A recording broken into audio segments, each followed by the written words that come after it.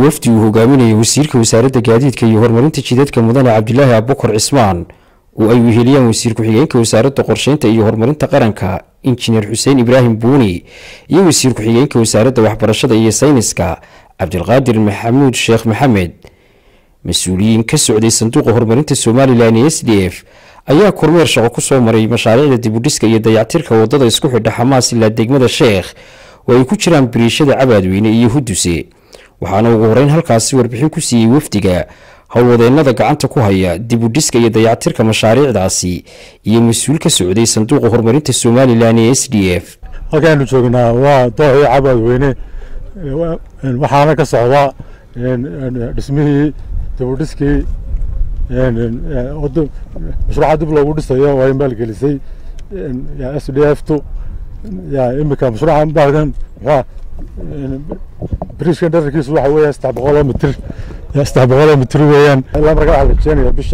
bisha Maarch inay dhamaado mashruucu uu soo gabagaboobo. muhiimaddu waa hal mid uun weeye waxa weeye mashaariicdii sanduuqa horumarinta somalilan ay ka fuliyeen Hargeysa iyo wixii bari ka xiga in wasaaradda qorsheynta iyo wasaaradaha kale ay waxbarashada iyo gaadiidka ay ka mid yihiin inay soo eegaan kol wixii dhamaaday iyo wixii kala socda. halkan u socnaa halka weeye waxaanu booqan doonaa markaa mashaariic badan oo midba uu hoos imanayo wasaaradda ama hay'adaha kala duwan ee qaranka. sidoo kalena waxaa isaguna halkaasi ka hadlay wasiir ku-xigeenka wasaaradda qorsheynta iyo horumarinta qaranka injineer xuseen ibraahim buuni oo ku dheeraaday ujeedada socdaalkooga isaga oo sheegay in ay tahay xogaalu noqoshada iyo qiimeynta mashaariicdaasi. waxaana hadaladii ka mid ahaa wasiir ku-xigeenka wasaaradda qorsheynta. socdaalka iyagu wuxuu iskugu jiray mid shaqo iyo mid kormeer iyo qiimeyn mashaariicda sanduuqa horumarinta ee Somaliland SDF uu ka samaynayo gobolada bariga ee Somaliland oo laga bilaabo imka biriishkan dul taaganahay Cabaadweyne oo deemka shaqadu ka socoto wadadii dheereed ilaa 150 kilomitir ahayd aynu soo dhaafnay iyadoo dhamayska tirneed marka laga tago. annaga doorka iyagu wasaaradda qorsheyn ahaan waxa weeyaan inaanu qiimeyn ku sameeyno kormeerna ku sameeyno mashaariicda laga hirgelinayo sanduuqa horumarinta Somaliland maadaama chairka ama hoggaankiisa nahay. biriishka imika aynu dul taaganahay waa biriishkii Cabaadweyne oo ka kooban 300 mitir. waqtigii markii horeysay sida injineerada iyo saraakiisha ka socota sanduuqa horumarinta SDF ay runtiina la wadaageen waxa weeyaan waqtigii loogu tala galay 6 bilood bay ahayd. imika waxa ay noo sheegeen in waqtigii ay ka dib dhacday sababo qalabka iyo agabka laga shaqeynayo lagu dhisayo oo dalka dibadiisa laga doonay aawadeed. sidaa daraadeedna shirka iminka ay yeelan doonaan hoggaanka sare ee qorsheynta mashaariicda sanduuqa laga hirgeliyo sanduuqa horumarinta Somaliland ee Joint Steering Committee la yiraahdo ayaan insha Allah codsiga xagga waqtiga muddada aan insha Allah geyn doona waan la wadaagi doona haddii wasaaradda qorsheynta nahay.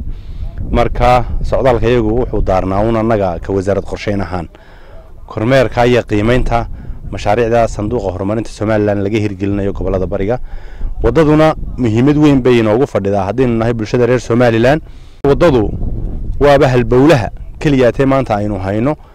aynu ugu kala gooshno haddii safar noqoto iyo haddii shaqo noqoto xamuulo laga soo qaaday dekada Berbera iyo gobolladeena bariga iyo isku socodka guud ahaan. marka iyadoo aan qiimeynta iyo faa'iidada iyo manfaca faraha badan ay noo leedahay inuu eegayno ayaynu waxa soo maal iyo waxa soo dhaqaalaha u gelinayna mashaariicda lagu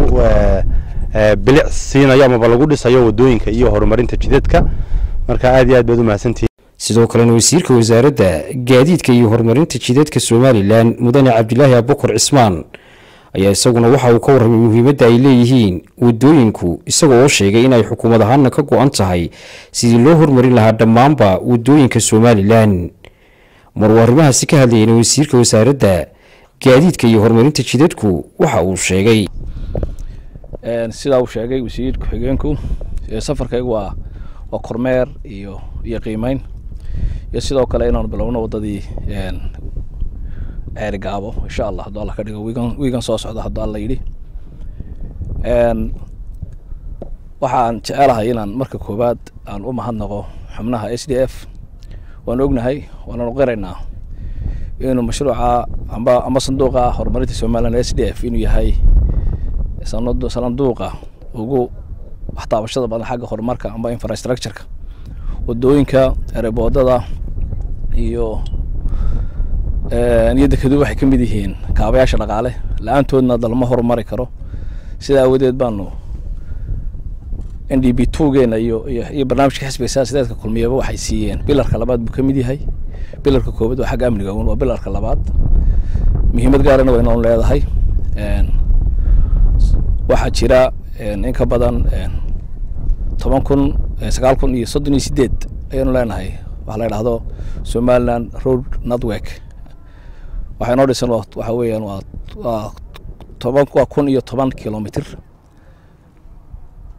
SDF ama sanduuqan horumarinta Somaliland wuxuu dayactir ku sameeyay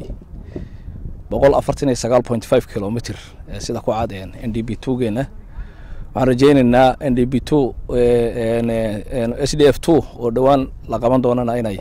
muhiimadda gaarka insha Allah siin doonaan haddii la ka dhigo annaguna wasaarad ahaan iyo hay'adan waxa naga go'an in horumarka aynu qayb ka noqono